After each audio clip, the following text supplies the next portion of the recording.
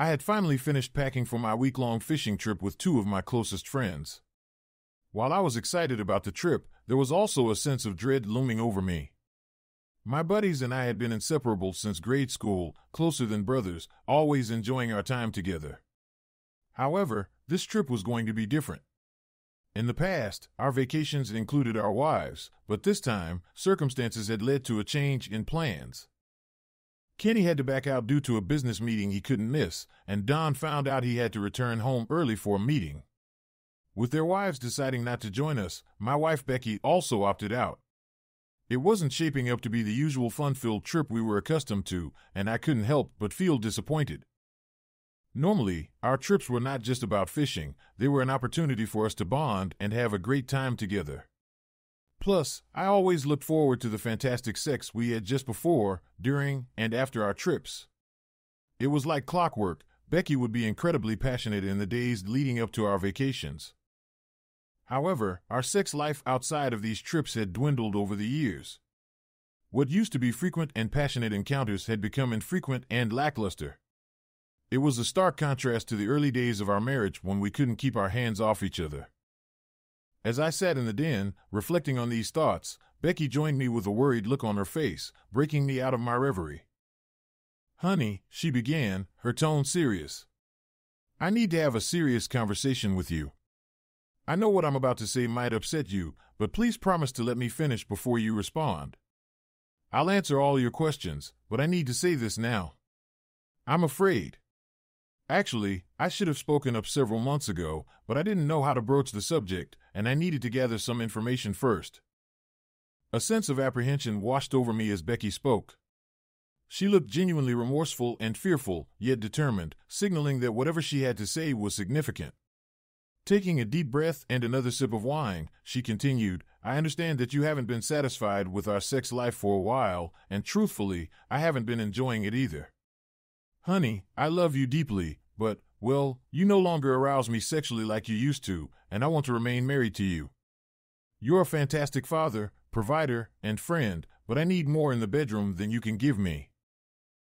I could feel anger bubbling up within me. What was she implying? Despite knowing she wasn't as receptive to my advances lately, I was certain that I had pleased her immensely in the past week. I was about to interject when Becky raised her hand and said firmly, "David, you promised to let me speak before you interrupted." Suppressing my rising fury, I forced myself to lean back in my chair and let her continue. "David, there's a man. No, someone I've known for a while who captivates me, and I can't go on living like we have been. I intend to be intimate. No, to make love with him, and I didn't want to deceive you. I'll still take care of you, but you need to understand that you might not receive as much as you expect. I simply don't find satisfaction with you anymore, and I need to be with him. He makes me feel alive, and our connection is electrifying, reminiscent of when we were first married. I crave him, and—" I leaped from my chair, screaming in rage. "You deceitful woman! How could you?" Becky stood her ground, pushing me back into my seat. Standing over me, she commanded, "Shut up. I warned you that you wouldn't like what I had to say, but you promised to listen before reacting. Now, be quiet and listen." I sat there in disbelief as she stood over me, her gaze intense. She continued, "I've consulted with Don about the divorce laws in this state, and you simply can't afford to divorce me. Honey, you need to accept that I'll be with my new partner. If you choose to divorce me, I'll receive at least 2/3 of your salary for alimony and child support. The court will grant me custody of the children and the house, as it's necessary for their care. I'll also receive half of our savings and your retirement account. You'll be left with very little, unable to afford the lifestyle you're accustomed to. The children will endure the pain of a broken home. For your sake, and for the children's, you must accept this. I still love and respect you, but I can't continue living with our unsatisfactory sex life. Nothing else will change between us, honey. I won't completely cut you off sexually, but I'll be gone overnight at times and may take trips with my new partner for some alone time." I sat there, struggling to contain my anger, watching as Becky returned to her seat. I took a deep breath and finally spoke, "You deceitful woman. I thought I knew you. I thought you loved me, and now you've shattered my heart with this. How long have you been cheating on me? And who is this bastard? Becky met my gaze with a hint of annoyance and replied, "Name-calling won't help, honey. I hope you can move past your hurt, and we can continue as we have been for the past few years. I won't disclose details like how long or when, or even who my partner is.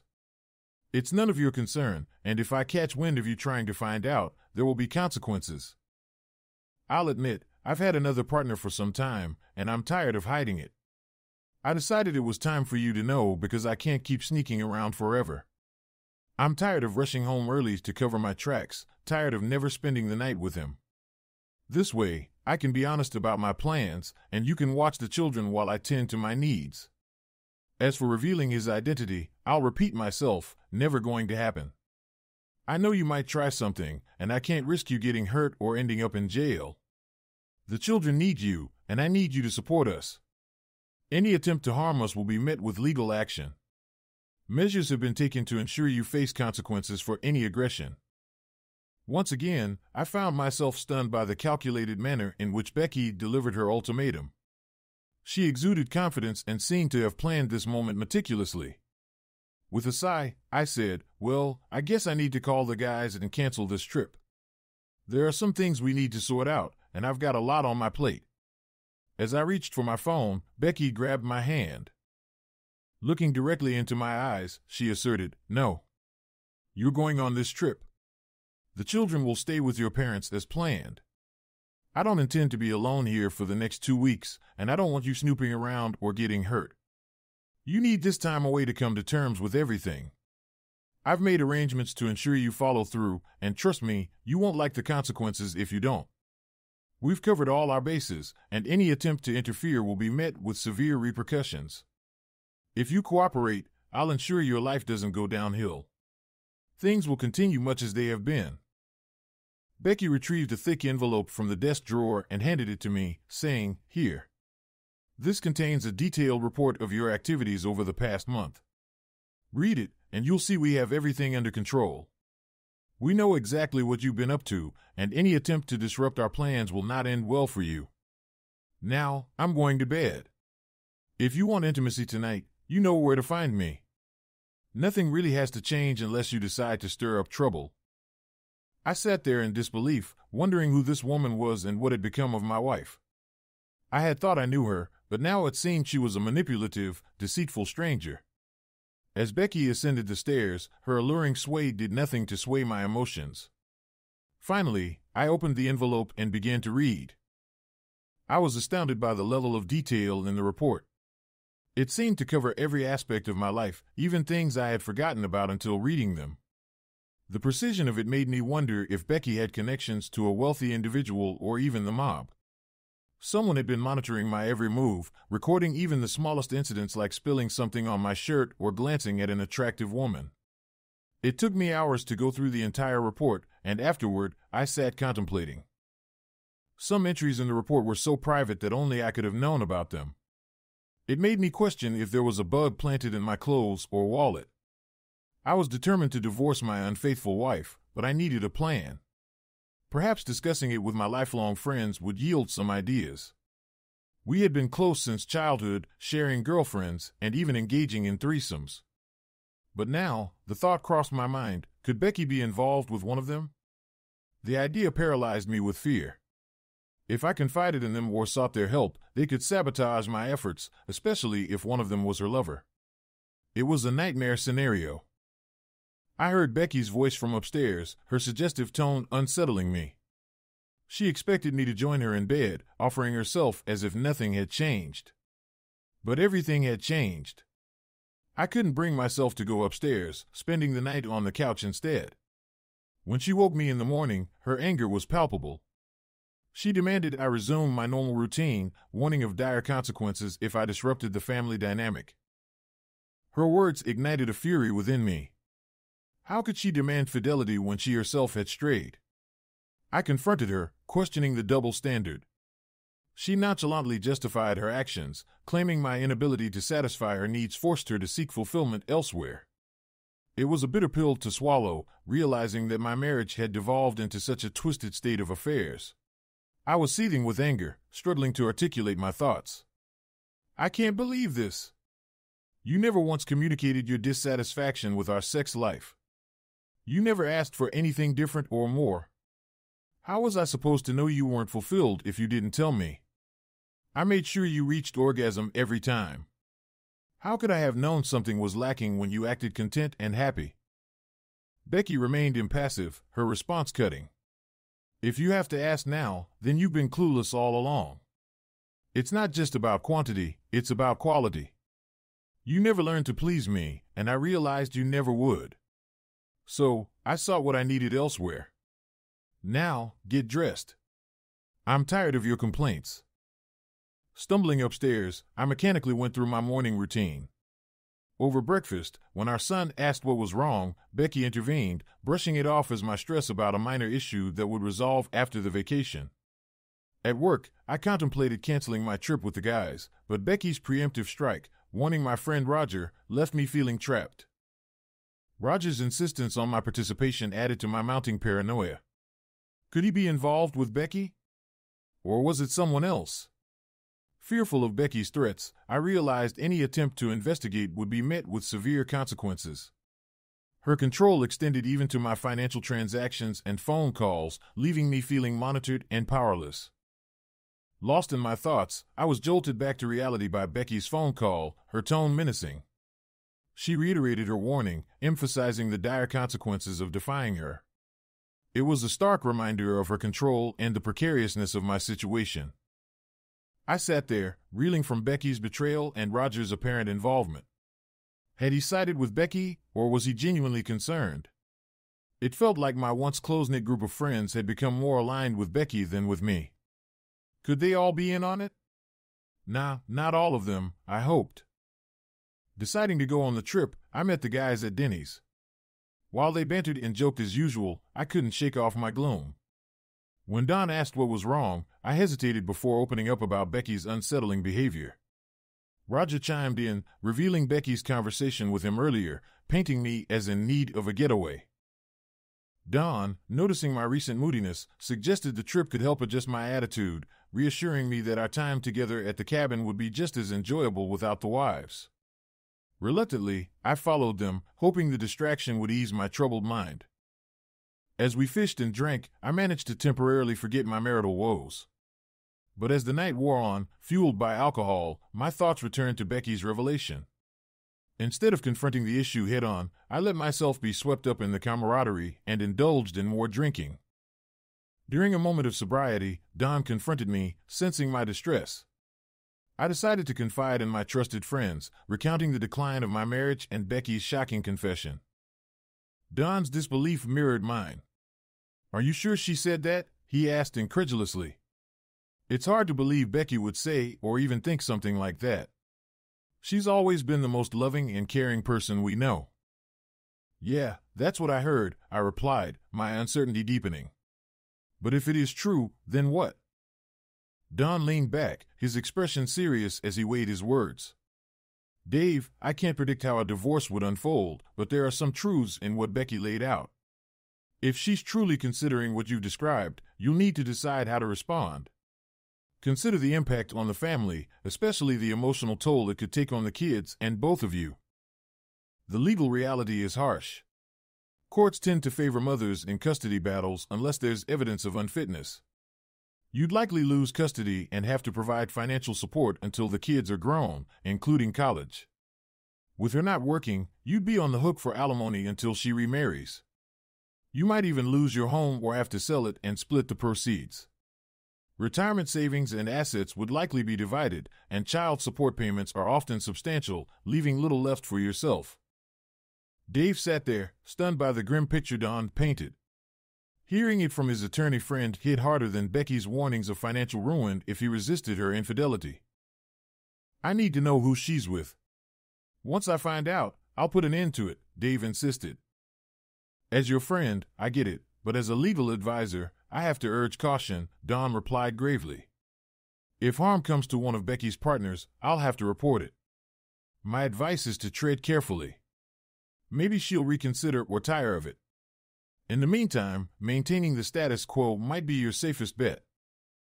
Dawn, I can't believe you're saying this. Would you just accept it if Shelley were doing the same to you? Are you telling me you'd sit back and let her cheat on you like Becky expects me to? Don appeared uneasy as he responded, I'd likely be just as upset as you are, but I trust Shelley wouldn't do something like that. She's deeply committed to me and knows I provide for our family. Look, you're in a tough spot. If she's monitoring you as closely as you suggest based on that report, you're in trouble. Trying to uncover her affair will only make it worse. And who knows, she might even find out about this conversation. Did she know our destination? Dave noticed Roger's peculiar grin and Don's oddly cheerful demeanor. He couldn't fathom how his friends could be so cavalier about Becky's betrayal. With a resigned shrug, he suggested, screw it. Let's just drink some more. The following morning, Dave rose early, seeking solitude by the stream. As he prepared to fish, his phone rang. Surprised by the signal in such a remote area, he hesitated before deciding not to answer. Later, he listened to Becky's voicemail, stunned by her calm demeanor and veiled threat. Realization dawned on Dave. How had Becky known about his conversation with the guys? It must be a bug in his gear, transmitting their discussion. He resolved to search for it later. Unseen by Dave, Roger and Don watched from the woods, exchanging satisfied looks. They agreed to continue the detailed reports and pressure Dave to accept the situation. Their plan was working flawlessly, and they relished the prospect of more unrestricted encounters with Becky, who was now fully compliant. If we play it smart, he can inform our wives about the issue, and we can use our nights out as a cover to gather intel. It's a perfect plan. Dave fished until nearly noon, but his mind was elsewhere. He pondered his failing marriage, strategizing how to uncover Becky's affair and seek retribution. He knew he needed answers: who, when, where, and why. On Friday evening, after informing her companions that their friends were en route to the cabin, Becky turned to the man beside her. She had been aroused all day, eagerly anticipating their encounter. Handing him a drink, she knelt between his legs, undoing his trousers. As she took his erect member into her mouth, she skillfully pleasured him, savoring his reactions. For nearly 15 minutes, Becky teased and delighted her lover with a slow, tantalizing blowjob, her own arousal building with each flick of her tongue. Sensing his impending climax, she eagerly swallowed his release, ensuring not a drop was wasted.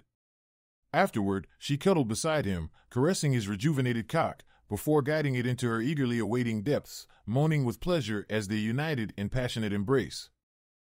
Becky pressed her lips against his as she started to move her hips in a slow, rhythmic motion, savoring the intimate connection. Oh God, I've been craving this for so long.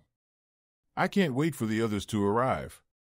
Isn't Dawn supposed to be here early on Wednesday? Yeah, baby. Then we'll have both of us for 2 whole nights before I have to go back to babysit your dear hubby. Oh, God, I'll be so relieved when we can all 3 be together at once. I've hated being with just 1 or at most 2 of you. After what you've done to me, there's no way Dave alone can satisfy me anymore. Do you think we've covered all our bases?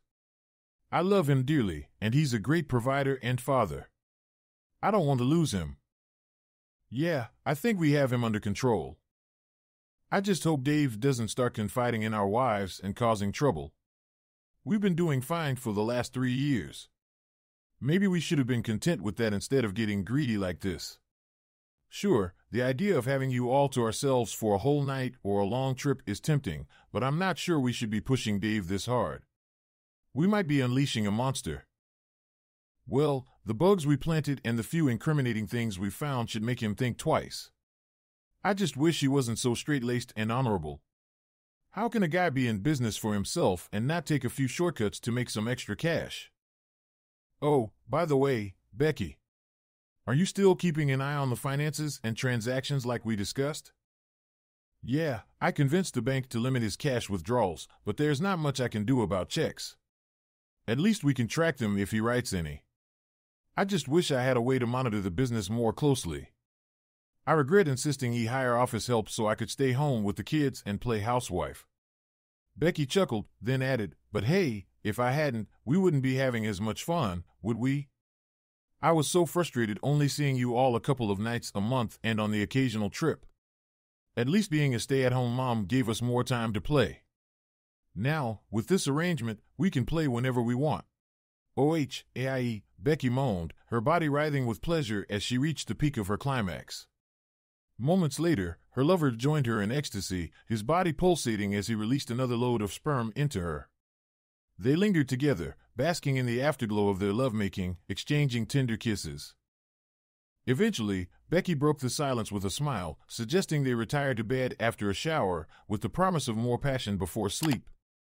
Dave, however, remained preoccupied and melancholic during their fishing trip. Despite his friend's attempts to uplift his spirits, he seemed distant and despondent. After a drunken stupor on Tuesday night, Don and Roger convened on the porch, expressing concern about Dave's escalating determination to confront Becky's affair. They fretted over how to manage the situation, fearing Dave's potential explosive reaction and the risk of their own exposure to their wives. Meanwhile, Dave, overhearing their conversation, felt a surge of resentment towards both Becky and his friends.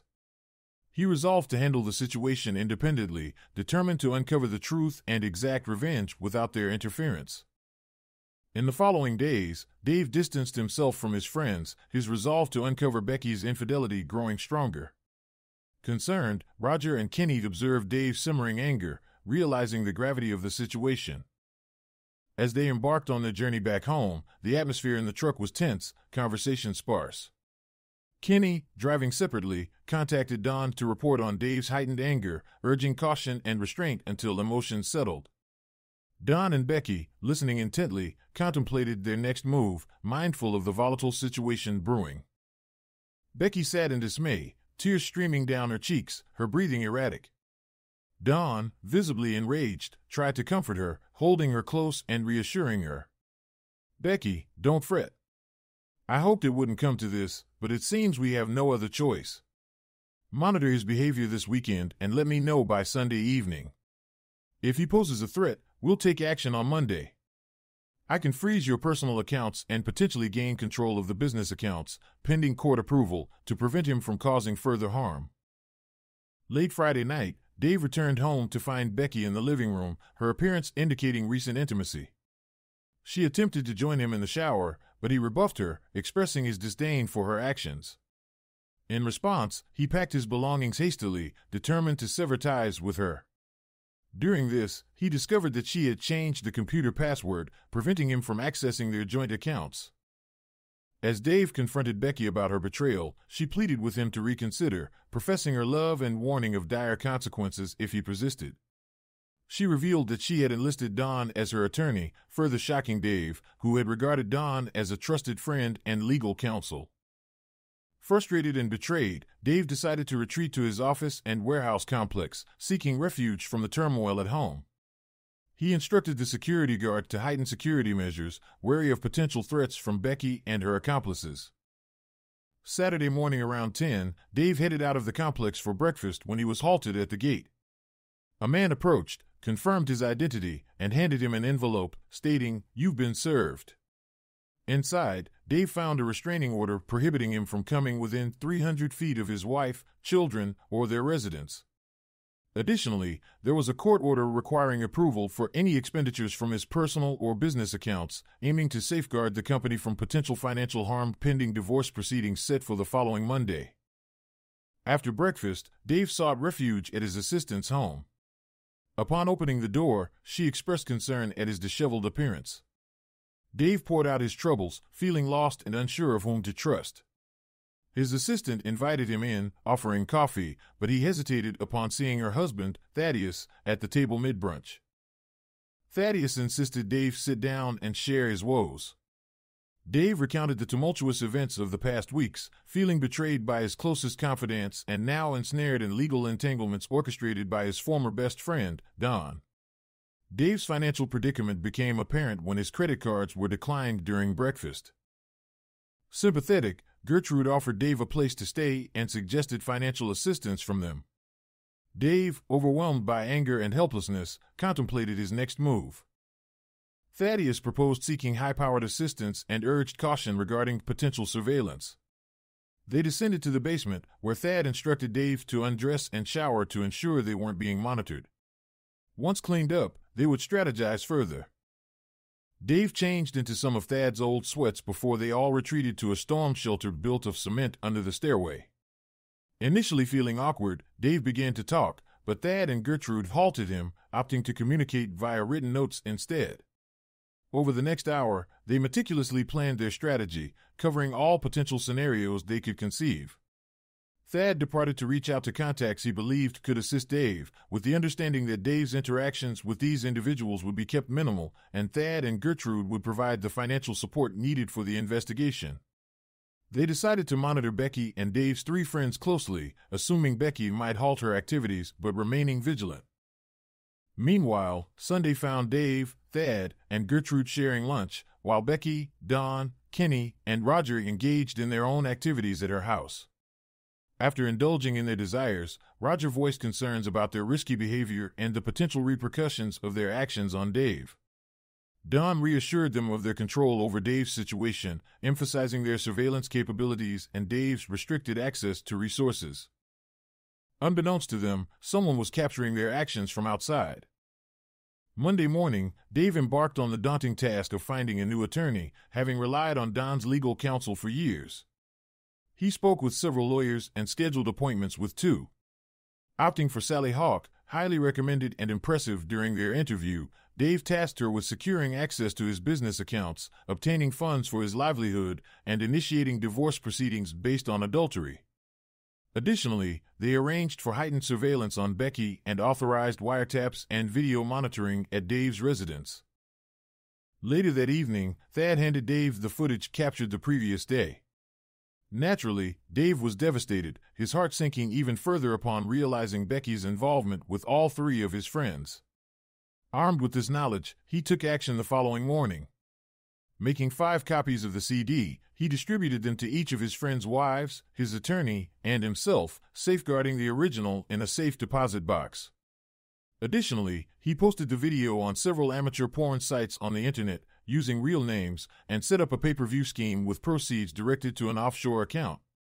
With a mischievous grin, Dave recalled how Don had provided him with access to his office, which he utilized to set up the incriminating website, ensuring Don would shoulder the blame if traced. Utilizing the college library's free computers, Dave meticulously executed his plan. Having used them before without detection, he exploited lax security measures, logging in under others' credentials to avoid detection. Absent security cameras, the college provided a safe haven for Dave's clandestine activities. Wednesday brought a flurry of phone calls as the video circulated. Becky, in tears, confronted Dave, lamenting the devastation of her life. Unmoved, Dave retorted, accusing her of reaping what she sowed and recounting suspicious incidents from their past. Later, Becky's sister called, revealing her own knowledge of Becky's infidelity and expressing a morbid amusement at the situation, leaving Dave unnerved by her chilling laughter echoing in his ears. Don's call unleashed a torrent of insults and threats, with Dave feigning compliance to keep him on the line. For nearly 15 minutes, Don ranted about ruining Dave's life, claiming entitlement to both Becky and Dave's wealth. His vow to litigate relentlessly and orchestrate physical harm underscored his fury. Dave endured similar calls from Becky's parents, their disappointment palpable as they questioned his vengeful tactics. Returning home, Dave reflected on his actions, finding solace in the effectiveness of his company's phone system, designed to record all incoming calls. Don's diatribe, captured after the automated warning, served as poetic justice. Despite this triumph, legal proceedings yielded limited evidence against Becky's accomplices, their cautious behavior eluding surveillance.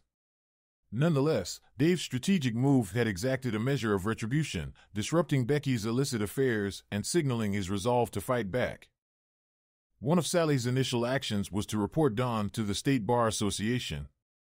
His license was swiftly suspended, leading to a lifetime disbarment due to his unethical conduct and menacing threats.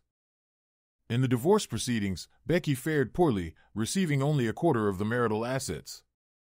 Dave retained control of his company and was granted custody of the children, a decision influenced by a revealing photograph. Captured inadvertently during the infamous living room scene, it depicted Dave's daughter witnessing the disturbing events through the patio door, prompting the judge to award full custody to Dave. Dave's legal actions against Don proved fruitful, resulting in a $1.3 million verdict for breaching attorney-client privilege and engaging in a conflict of interest. Don faced further penalties for ethical violations, including hefty fines payable to the state. The aftermath was financially ruinous for Don, whose assets were depleted by Dave's lawsuits and his own divorce from Shelley. Similarly, Kenny and Pam parted ways, with Pam securing the bulk of Kenny's assets. Surprisingly, Roger and Trixie remained married, though their relationship soured as Roger grew resentful of his friend's exploitation of Trixie. Tensions boiled over when Don and Kenny moved in with Roger, leading to a violent altercation resulting in Don and Kenny's imprisonment. Roger and Trixie eventually divorced amidst the turmoil. Reflecting on these events, Dave expressed his reluctance to maintain any contact with Becky, preferring only necessary communication regarding their children under court supervision. His focus remained on moving forward, leaving the past and its painful betrayals behind. Gertrude listened intently as Dave recounted a troubling incident. He handed her a letter, explaining how it came into his possession. Gertrude read the contents. In the letter, Becky confessed to David, addressing him as "my dearest David." She admitted to cheating on him, explaining that it began during a lonely evening when David was away working. Feeling vulnerable and intoxicated, she was persuaded by Don and Kenny, who reminisced about past encounters, to engage in sexual activities with them. Despite initial resistance, she succumbed to their advances, experiencing pleasure she hadn't felt before. Becky acknowledged her wrongdoing and expressed remorse for hurting David. She confessed to enjoying the encounters, finding them physically fulfilling despite the guilt she felt afterward. The letter revealed a complex mix of emotions, including desire, regret, and longing for David's forgiveness. Gertrude closed the folder, her expression a mix of sympathy and understanding. She reached out to Dave, offering support as he grappled with the revelations.